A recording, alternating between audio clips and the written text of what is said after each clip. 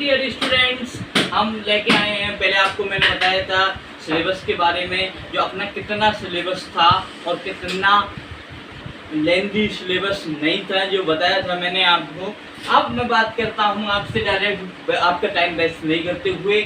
Chapter number, lesson number आपका आ जाता है 5।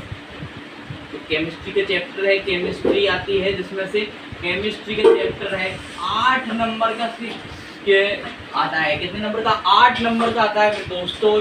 ये आता है आपके 8 नंबर का केमिस्ट्री का चैप्टर है, और इसमें से आपका एक आपका मेजर क्वेश्चन भी मौजूद है। इसमें से आपका एक मेजर क्वेश्चन भी मौजूद है।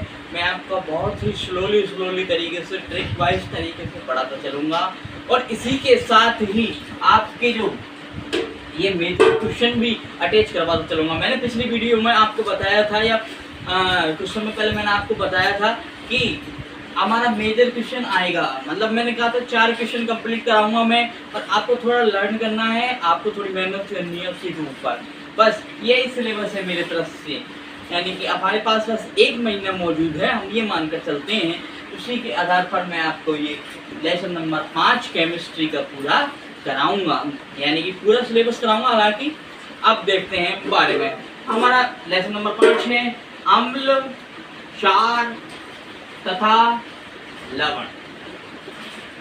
अम्ल, क्षार तथा लवण। देखिए, अम्ल, क्षार तथा लवण, ये तीनों से संबंधित हमारा ये चैप्टर्स है। हम चैप्टर के बारे में आगे बढ़ते हैं। पहला है अम्ल। अम्ल क्या होता है? व्हाट इज द अम्ल? अम्ल क्या है? पहला क्वेश्चन तो यही है कि अम्ल क्या है, अम्ल कैसे होते हैं, अम्ल का व्यवहार कैसा होता है, अम्ल किस प्रकार से गुण प्रदर्शित करते हैं, ये हमको बताना है।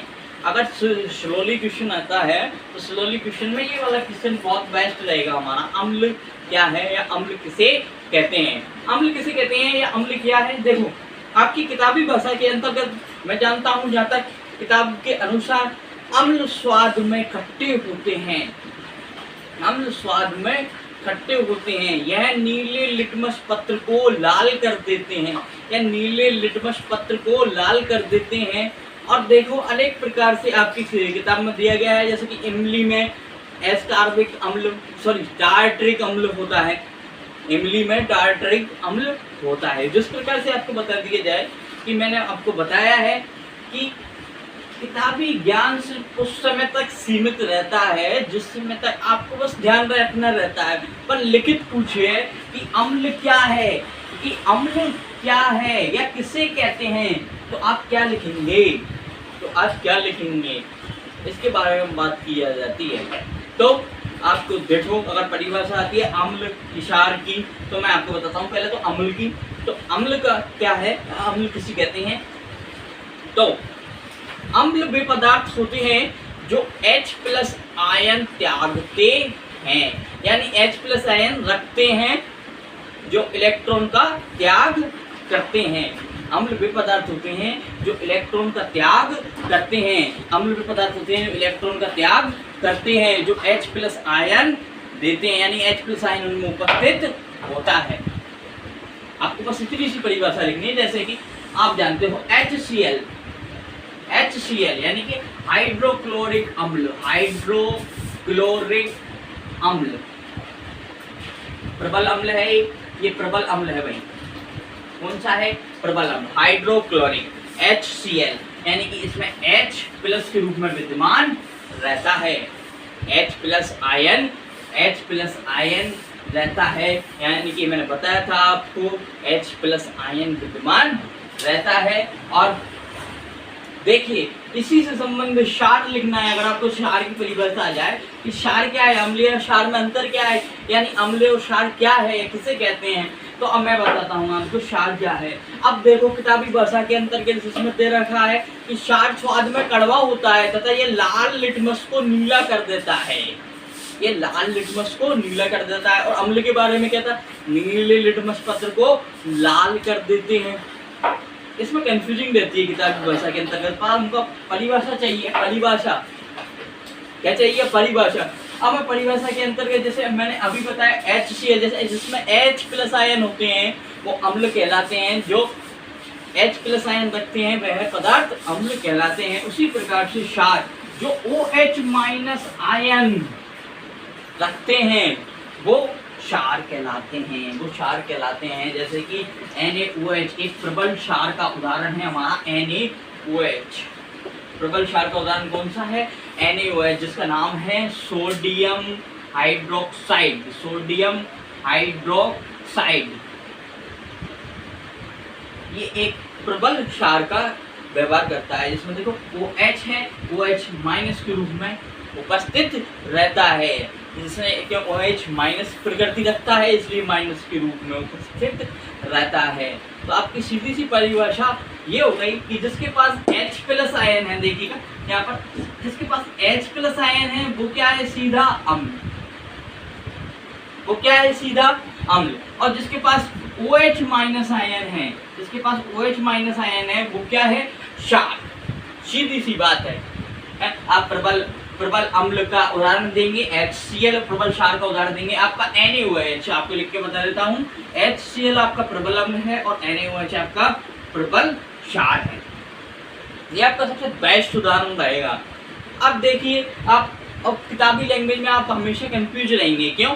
क्योंकि देखो अम्ल के बारे में आप बोलोगे कि स्वाद में ये खट्टे होते हैं और यह नीले लिटमस को लाल कर देते हैं। कई बार तो ऐसा होता है नीले की जगह आप लाल को नीला लिख देते हैं, नीले को लाल लिख देते हैं। इसकी कंफ्यूजन दूर करने के लिए मैंने एक ट्रिक बनाई है। देखो किताबी भी लिखना है और पहले तो ये वाली परिभाषा लिखनी है, जिससे आपको लगे जिससे आपको नहीं एग्जामिनर को लगे कि आप कुछ उसके बारे में विषय में आप जानते हो, आपने गहन अध्ययन कर रखा है। देखिएगा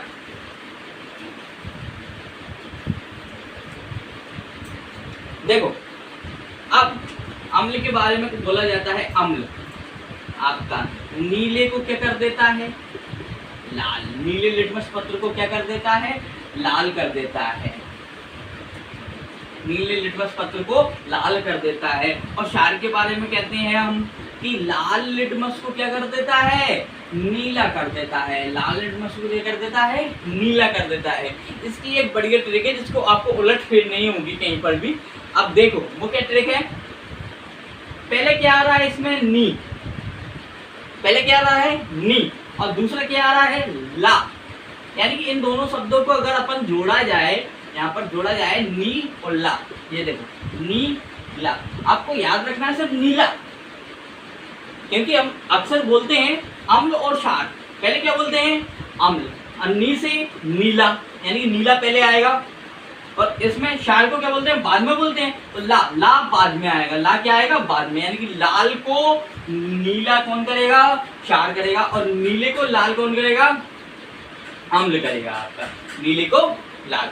पहली ट्रिक ये हो गई। अब देखो स्वाद में आप डायरेक्ट लिख दोगे खट्टे होते हैं, खट्टे होते हैं। और इसमें लिख दोगे कड़वे होते हैं। इसमें क्या लिखोगे आप? कड़वे होते हैं। ये हमारे लिए अम्ल तथा क्षार की बात हो गई। अब बात आती है तीसरे नंबर पर, जो आता है क्या आता है तीसरे नंबर पर? लवण। लवण किसे कहते हैं? माय डियर स्टूडेंट, ये देखने में ऐसा लगता है कि हम ये ऐसा क्वेश्चन आएगा क्या शायद, पर ये क्या है? ये बहुत ही इम्पोर्टेंट है। क्यों? इनसे ही जुड़ाव करके जो मिलता है, मिक्सअप मिलता है, उसी से क्वेश्चन आता है। छोटी छोटी बारीकियों को बोर्ड नोट कर लेता है और उसी के साथ हमारा सिलेबस अपन को घेर लेता है और हम इस जाल में फंस जाते हैं और कहते हैं पेपर थोड़ा लेंदी आया या टफ आया। पर मैं बता रहा हूँ आपको छोटी छोटी चीज़ें, छोटी छोटी जीरो लेवल से उठाऊंगा दोस्तों, आपको बिल्कुल जीरो लेवल से उठाऊंगा। देखते रहना। अभी एक सेकेंड, आप लवण के बारे में हम अभी पढ़ेंगे। लवण के बारे में देखो, ये आपका लवण। लवण क्या है? लवण क्या है? तो लवण क्या है? जब अम्ल और क्षार को आपस में मिलाया जाता है, जब अम्ल तथा क्षार को आपस में मिलाया जाता है तो लवण का निर्माण होता है। तो क्या? लवण का निर्माण होता है। देखिएगा, हमने अभी अभी पढ़ा आपका प्रबल अम्ल कौन सा था, HCl हाइड्रोक्लोरिक अम्ल, HCl ही पढ़ा था, HCl हाइड्रोक्लोरिक अम्ल। देखिएगा हाइड्रोक्लोरिक अम्ल, अम्ल को मिलाया, किससे मिलाया, क्षार के साथ मिलाएंगे। और प्रबल क्षार कौन सा पढ़ा था अभी अभी अपन ने, NaOH, प्रबल क्षार potassium sorry sodium hydroxide, sodium hydroxide, sodium hydroxide.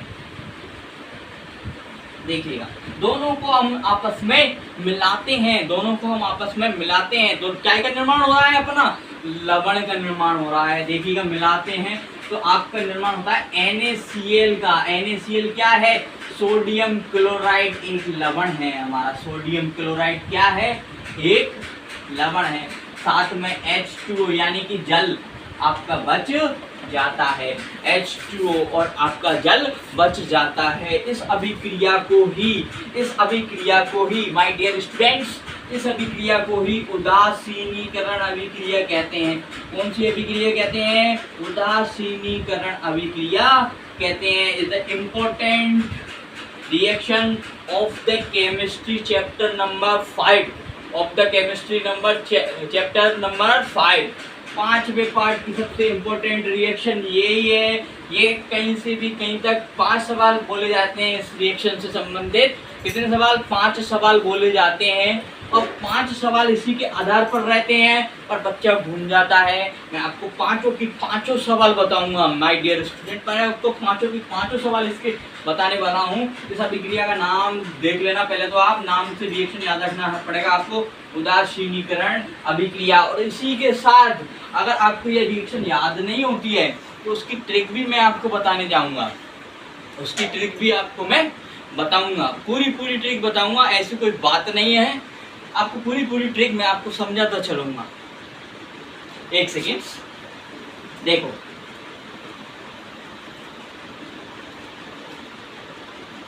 पहले तो हम याद कर लेते हैं आपके पूरे जो क्वेश्चन है, जो पांचों की पांचों क्वेश्चन है वो देखो। पहला क्वेश्चन नंबर फर्स्ट, जो इससे रिलेटेड आता है, पहला जिसको नाम लेकर अभिक्रिया बोलते हैं वो की वही उदासीनीकरण अभिक्रिया क्या है, समझाइए। उदासीनीकरण अभिक्रिया के नाम से, उदासीनीकरण अभिक्रिया के नाम से पहला क्वेश्चन आता है आपका। आप उदासीनीकरण अभिक्रिया क्या है समझाइए, पहला क्वेश्चन आपका कंप्लीट। दूसरा क्वेश्चन, प्रबल अम्ल की क्रिया, प्रबल अम्ल की क्रिया प्रबल क्षार से कराने पर क्या होता है। प्रबल अम्ल की क्रिया प्रबल क्षार से कराने पर क्या होता है, क्या होता है। ये भी वही है, आंसर बिल्कुल सेम है। एक ही रिएक्शन लिखनी है आपको, मात्र आपको कौन सी रिएक्शन लिखनी है, सिर्फ एक ही रिएक्शन लिखनी है। देखो तीसरा क्वेश्चन इसी से रिलेटेड आपके इसी टॉपिक में आगे महत्वपूर्ण यौगिक हैं। महत्वपूर्ण यौगिक में आपको NaCl भी मिलेगा, आपका NaCl भी मिलेगा। NaCl यानी सोडियम क्लोराइड का निर्माण कीजिए, सोडियम क्लोराइड का निर्माण कीजिए। सोडियम क्लोराइड का निर्माण पूछेगा आपसे, सोडियम क्लोराइड का निर्माण पूछेगा आपसे, निर्माण। तीसरा क्वेश्चन आपका ये तीसरा क्वेश्चन है, देखो 1 2 3 अगले देखो चौथा क्वेश्चन। अब देखो ये एक द्विविस्थापन भी अभिक्रिया होती है। कौन सी, द्विविस्थापन अभिक्रिया भी होती है। मैं पूरे समझाऊंगा आपको, आप पहले क्वेश्चन नोट कर लीजिए माय डियर स्टूडेंट, क्वेश्चन जरूर नोट कर लेना आप, बिल्कुल भूलना मत। द्विविस्थापन अभिक्रिया कौन सी है, द्विविस्थापन अभिक्रिया भी यही है, यही अभिक्रिया द्विविस्थापन का कार्य करती है, बिल्कुल द्विविस्थापन अभिक्रिया का कार्य भी यही करेगी। अब देखो एक और है इसी से रिलेटेड। अब क्या है, लास्ट क्या है कि देखो इसको उल्टा भी पूछा जाता है, उल्टा भी, जैसे कि क्या कि लवण में यदि जल का प्रवाह कर दिया जाए, लवण में यदि जल मिला दिया जाए, लवण में यदि जल मिला दिया जाए तो क्या होगा, यानी कि अम्ल भी बनेगा और क्षार भी बनेगा। लवण में जल मिला दिया जाए तो क्या होगा, अम्ल भी बनेगा और क्षार भी बनेगा। देखो चार, ये 5 क्वेश्चन अपने पांचों की पांचों क्वेश्चन का सिर्फ एक ही रिएक्शन इसका सॉल्यूशन लेके आ रही है आपकी। पांचों क्वेश्चन आपने नोट कर लिए, नोट किए तो स्क्रीनशॉट लेना मेरे दोस्तों। आप देखो, अब देखो अब आपकी एकमात्र रिएक्शन का पूरे का हल, पांचों क्वेश्चन का हल मैं बताने जा रहा हूँ। प्रबल अम्ल की प्रबल क्षार से क्रिया कर लो, चाहे उदासीनीकरण कर लो, चाहे आप द्विविस्थापन कर लो, और चाहे आप उल्टी इसकी रिएक्शन लिख लो। देखो HCl आपका HCl प्लस NaOH, तीर का चिन्ह, और आगे NaCl प्लस H2। और जो लास्ट वाला क्वेश्चन था ना, जो लास्ट वाला क्वेश्चन, पांचवा क्वेश्चन, कि भाई लवण में जल प्रवाह करने पर क्या होता है, तो इसको, इस रिएक्शन को ही आप उल्टा लिख देना, यानी कि इसको पहले लिखना है, इस पार्ट को पहले लिखना है, इस पार्ट को बाद में लिखना है, इस पार्ट को बाद में लिखना है। क्योंकि आपके लास्ट में एक मेथड, जैसे कि इसको अगर मैं यूँ लिखता हूँ, देखो एक minute, NaCl plus H2O NaOH plus HCl, क्योंकि आपका एक यौगिक है इसके चैप्टर में, इसी चैप्टर में एक यौगिक है NaOH, यानी सोडियम हाइड्रोक्साइड का निर्माण आप कैसे करते हैं, सोडियम हाइड्रोक्साइड का निर्माण आप कैसे करते हैं वो है, इसलिए मैंने बता रहा हूँ, इसको उल्टा करके लिख दो, कोई दिक्कत नहीं है। अब आपको बताऊं, आपके क्वेश्चन का तीसरा शायद कि द्विविस्थापन अभिक्रिया क्या है, क्या किसे कहते हैं, तो ये भी उसमें फिट बैठेगा बिल्कुल। देखो मैं बताता हूँ, देखो यहाँ पर HCl था, माय डियर स्टूडेंट, यहाँ पर HCl था, यहाँ NaOH था, ठीक है, हमने दोनों की रिएक्शन कराई। अब द्विविस्थापन अभिक्रिया किसे कहते हैं कि एक यौगिक दूसरे यौगिक में से कुछ तत्व ले जाए और दूसरा यौगिक भी पहले यौगिक में से कुछ तत्व ले जाए, यानी कि दोनों तत्वों का विस्थापन हो जाए, तो वह द्विविस्थापन अभिक्रिया होती है। इसमें क्या हो रहा है, देखो H यानी हाइड्रोजन अपना OH को लेकर चला जाता है, किसको लेकर चला जाता है, हाइड्रोजन, केवल हाइड्रोजन आपका OH को लेकर चला जाता है। देखो नीचे वाली लाइन हटा देता हूं मैं, ऊपर से समझना आप, H यानी कि H हाइड्रोजन आपका OH को लेकर चला जाए, और Cl यहाँ पर Na आपका Cl को लेकर चला जाए, दोनों ओर से विस्थापन हो रहा है, आपको देखो दोनों ओर से विस्थापन हो रहा है, NaCl के साथ चला जाता है और सोडियम क्लोराइड का निर्माण कर लेता है। इकाई का निर्माण कर लेता है, ये सोडियम क्लोराइड का निर्माण हो गया आपका, और इधर हाइड्रोजन जो OH आयन के साथ क्रिया कर लेता है, तो काय का निर्माण हो गया जल का, आपका काय का निर्माण हो गया जल का, यानी पानी का निर्माण आपका यहाँ पर हो जाता है। माय डियर स्टूडेंट्स, की अभिक्रिया बहुत ज़्यादा इम्पोर्टेंट है, और इस बहुत ज़्यादा इम्पोर्टेंट है, इसी चक्कर में मैंने इसकी ट्रिक बनाई है, जिससे आपको सरलतम सुगमता से याद रह सके। आप अगर ट्रिक देखना चाहते हो तो एक सेकेंड, अभी आपको ट्रिक भी बताता हूँ, मैं आपको इसकी ट्रिक भी बताता हूँ, फिर आपको लैंग्वेज सेटअप करना भी बताऊंगा इसकी, देखना आप।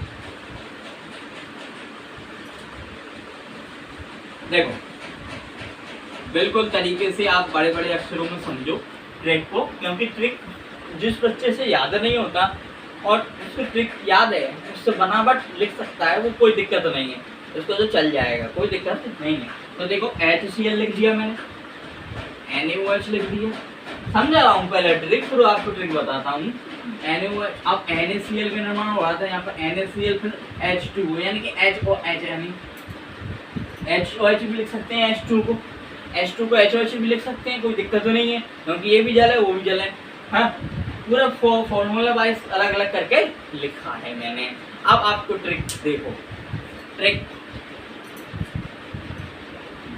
देखो, H से देखो, हम बिल्कुल अनपढ़ तरीके से ट्रिक बना रहे हैं, क्योंकि बच्चे को अब तो लास्ट टाइम है और लास्ट टाइम में भी समझ में आ जाए, इसलिए मैंने पहली ट्रिक बनाई है मेरी। देखो हाँ, ये आपको ट्रिक कहीं पर भी नहीं मिलेगी दोस्तों, अब यहाँ पर मिलेगी, इसलिए आप ट्रिक को चूकना मत, बिल्कुल भी ट्रिक को ध्यान से देखते रहना। देखो H बिल्कुल अनपढ़ वाली ट्रिक है। H4 मैंने माना है आपका हाथी, आपको कहानी सुना रहा हूँ मैं, कुल मिला के आपको क्या सुना रहा हूँ, कहानी सुना रहा हूँ। कहानी में क्या है भाई, कि कहानी में ये है कि एक हाथी था, एक आदमी के पास क्या था, एक हाथी था, जिसको दूसरा आदमी लेने आ जाता है, उसको लेने आ जाता है, क्यों, वो हाथी बढ़िया हट्टा कट्टा था। बहुत हट्टा कट्टा हाथी था, इसलिए वो उसको लेने आ जाता है, बुलाता है। तो देखो उसने क्या किया, हाथी H4 हाथी, हाथी से कहता है हाथी CL, CL का मतलब होता है चल, हाथी चल, क्या है, हाथी चल, ठीक। अब इतने में उसको वह जिसका हाथी रहता है वो देख लेता है, देखने के बाद क्या कहता है, ना, एने का मतलब ना, ओ का मतलब ओ, एच का मतलब हाथी, ना ओ हाथी, क्योंकि हाथी उसका रहता है तो बोलता है ना ओ हाथी, ना चल, ना और चल, हाथी ओ हाथी, हाथी ओ हाथी, यानी कि वो कहता है हाथी चल। इतने में उसका मालिक होता है, असली मालिक जो आ जाता है, वो बोलते हैं ना ओ हाथी, ना चल, हाथी ओ हाथी। माय डियर स्टूडेंट, देखो ट्रिक बहुत आसान है, बस इतनी सी ट्रिक है, हाथी मेरे साथी की इतनी सी ट्रिक है, जिसमें आपकी रिएक्शन बिल्कुल तरीके से कंप्लीट होने वाली है, बिल्कुल तरीके से कंप्लीट होने वाली है। माय डियर स्टूडेंट, ये ट्रिक भूलना मत, ये ट्रिक बहुत इंपॉर्टेंट है, क्योंकि एक ही ट्रिक से आप रिएक्शन बना रहे हो, और ये रिएक्शन 5 टाइम्स, आपके 5 टाइम यानी 5 क्वेश्चनों में कंप्लीट होने वाली है, यानी कि अर्थात एक क्वेश्चन तो इसका आने वाला है, एक क्वेश्चन तो आने वाला है, 2 नंबर आपके मिल चुके हैं ये क्लास में, मेरी क्लास में आपके ये 2 नंबर मिल चुके हैं। आपकी क्लास मैं हमेशा यूं ही देता रहूंगा, अगले टॉपिक अगली कहानी में मैं आपको फिर मिलूंगा। आप मेरे नाम से जो यूट्यूब चैनल है मेरा, उसको लाइक एंड सब्सक्राइब करना ना भूलें। धन्यवाद, शुभ दिन।